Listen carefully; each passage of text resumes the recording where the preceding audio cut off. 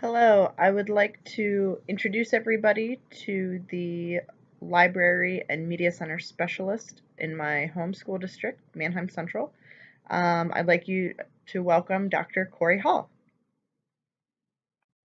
Hi, my name is Corey Hall. I am the librarian at Manheim Central Middle School, which has about 900 5th through 8th grade students.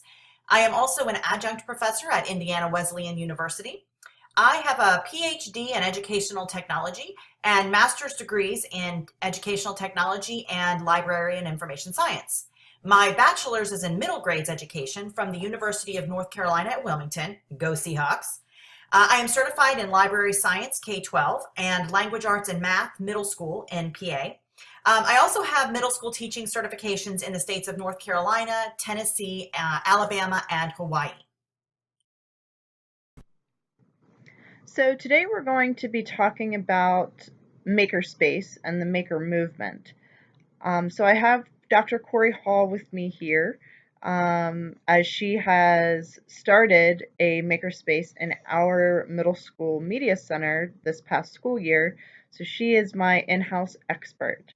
So Corey, the first question I have for you is, why is Makerspace significant? The first question is the significance of Makerspace. Why is it significant? So I love the quote that I have here on the screen. Unless young people are willing to face the unfamiliar, they cannot be creative in any sense. For creativity always means the doing of the unfamiliar, the breaking of new ground. It is from this creative element that all the new ideas of the future will come. Makerspace is kind of a catch-all term that usually refers to a physical space that allows people to come together and build and learn. In fact, the vision for my own library's Makerspace is make, create, build. But I think that Makerspace is more of an approach than an actual physical location. It's actually a change in the way that we teach. I believe Makerspace is about shifting instruction to embrace inquiry and research and exploration. Actually, I just got a question from a member of my professional learning network, my PLN, on Twitter.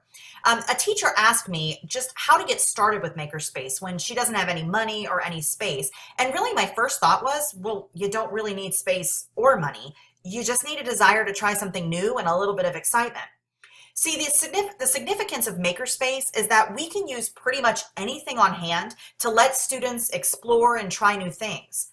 A low-tech, hands-on experiment can be more impactful than the highest-tech 3D printer, although both are actually cool. The cardboard challenge is an example of cheap makerspace that has huge impact as kids create and share. Makerspace is forcing educators to think outside of the box, to create meaningful and real experiences for students, and to provide opportunities for students to tinker and to make. What are some of the major challenges you've faced this past year with the Makerspace, and any of the challenges or struggles you foresee in the future? So my second question is, what are the downsides or challenges of Makerspace? So probably the one that I hear the most about when I'm out and about, and one that I experienced a little bit in my own setting, is pushback from teachers or from your administration. I think that teachers often see it as an extra. It's something that takes away from their curriculum, and they don't really understand much about Makerspace or the movement. In my own placement, I didn't have too much of that. I did have a few comments from teachers like, aren't you supposed to be the librarian? And aren't you supposed to be in the library? In my head, I wanted to tell those teachers to get into the 21st century, but really it's about buy-in. So how do you get your staff to buy into your Makerspace? So my approach is to provide as much exposure to students as possible so that they go back to their teachers and they share what they're learning. I also think it's great to provide hands-on training for your teachers. And I have a picture here on the slide of something I did at the end of this school year. I provided during one of our professional development days a set of rotations that teachers moved through to try out the most popular Makerspace items that I have. So you can see here teachers working on a low-tech building project that I had with straws. Now, something I haven't quite mastered, but I'm looking ahead for next year, is flipping my instruction for our teachers. I have a Schoology group that I'm going to be using more. I do have some information on it from this past year, but I really want to be focusing on this next year. I'll be putting video clips and tutorials and training manuals and lesson ideas for the Makerspace so that I don't always have to be there with the teachers when they're using it. Okay, so that brings me to my second challenge, which is sustainability.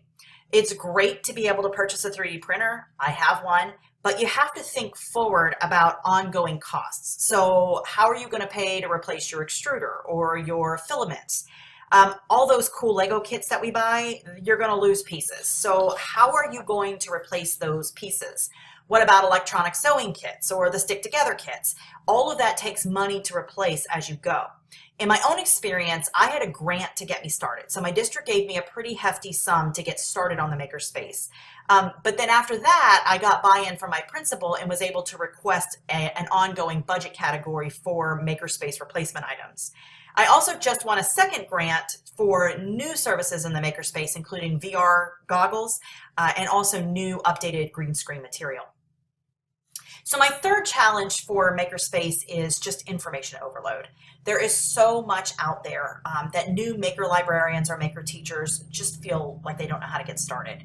And I think back about my beginning with Makerspace, which is just the beginning of this school year. I inherited the beginnings of a Makerspace, and I remember walking into the library and just feeling like I had no idea how to get started. I had never heard of Makey. I didn't know what Arduino was. I had no idea how to use a 3D printer. I just felt completely and totally overwhelmed. I have a pretty extensive professional learning network through Facebook and Twitter, and I see posts about overload all the time. My advice is to do what one of my very favorite podcasters does, Vicki Davis. She calls this innovate like a turtle. And what it means is just starting really slow. You pick one or two high-tech items to learn, and then you spend a couple of hours learning them on YouTube or Instructables.com. And when you feel good about it, then you implement them in your instruction. But until then, stick with lower tech maker ideas, which really and truly can be just as cool.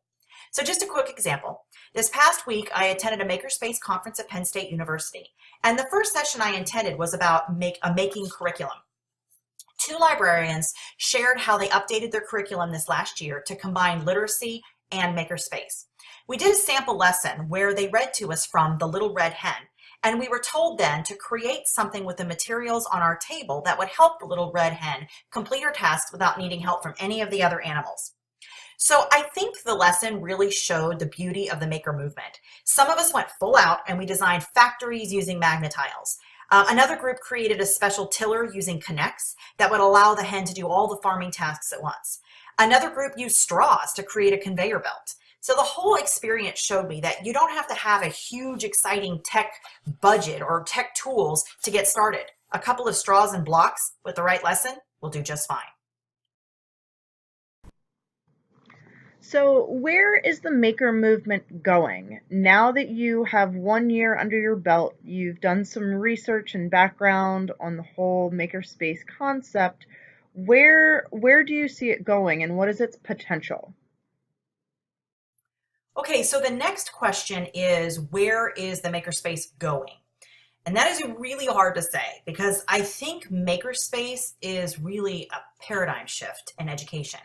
Now, I hear it all over the place that people think Makerspace is a fad. I just attended a session with Heather Moorfield, and she's a professor and librarian at the University of South Carolina. And she actually addressed this concern in her presentation. And she said it's not a fad because a fad is something that comes and goes, like mullets and jelly shoes. It may be a trend, but it's a trend that's here to stay. It really is a shift in the way we think about instruction and engaging our students. So there are lots of trends in Makerspace movement that are worth exploring. One of them, I think, is digital makerspaces. People sometimes call these hacker spaces, but really it's cool. It's a cool way for people who are in online environments, or maybe if they don't have a lot of space or money to get started. The focus here is on things like coding, designing, digital media. A good example of this is the Digital Media Lab at the John W. Jacobs Technology Center at the Chester County Library. I just attended a session with their librarians, and they're doing some really neat things with digital media. Another big trend right now is mobile makerspaces. So this is something that really fascinates me, but keep in mind, I'm the person who always wanted to drive the bookmobile. There are really two cool examples that you gotta look up. The first one is the Frisk Lab in the Netherlands, and I have a picture up here on the slide of what it looks like. It literally provides a full maker experience on wheels, and it visits communities and schools and public libraries. Another super cool example, and I'm going to move my video out of the way so you can see it, is the DH Maker Bus. And this is in Canada. It actually started, it's kind of a funny story, because a group of teachers wanted to attend a conference, but they didn't have the money for the airfare. So they pitched in and they bought a used bus, and eventually that bus became the DH Maker Bus. The Maker Bus will visit schools and libraries and community centers with pop-up maker spaces. They do workshops and trainings, and they'll even do staff trainings with teachers and librarians. My final question for you today, Corey, is how does the Makerspace support 21st century learners and the skills they need to be successful in today's world? So the last question is, how does Makerspace support 21st century learners? So hopefully from the last couple of questions, you can already see how Makerspace would support 21st century learning, but we can unpack it a little. Most of you have probably heard of the Partnership for 21st Century Learning, or P21, and I have an image over here on the left that's kind of their the image that they put out with all of their materials. They created the 4 C's of learning: creativity, communication, collaboration, and critical thinking. Makerspace, by definition, addresses all of those things. Students use creativity and critical thinking when they're designing and building. Well-designed makerspaces utilize design thinking, which requires high levels of problem solving and critical thinking. They collaborate with their classmates in groups, and they're communicating when they're doing that collaboration. In my own makerspace last year, I put out a survey to my students asking them about the 4 C's. And over again, they talked about the ability to work with their classmates to solve problems and to have time to really dig in and explore things that interest them. So I hope to really focus this even more next year with my lessons and my activities. So that about does it for my experience with Makerspace. I love to connect with other educators and librarians. I love developing my professional learning network. So please feel free to contact me. My Twitter handle is at RC Hallway. If you want to follow my library Twitter feed, it is at Barron's Library MS. And then I also blog about, it's kind of a mixed blog. I do a lot of book reviews, but then I also try to do some reflective learning and think about my practice and how I want to improve. So I do that through my blog at www.librarydoc.org. So you can find me online. Please connect with me. I would be happy to talk with you more about Makerspace. Thank you.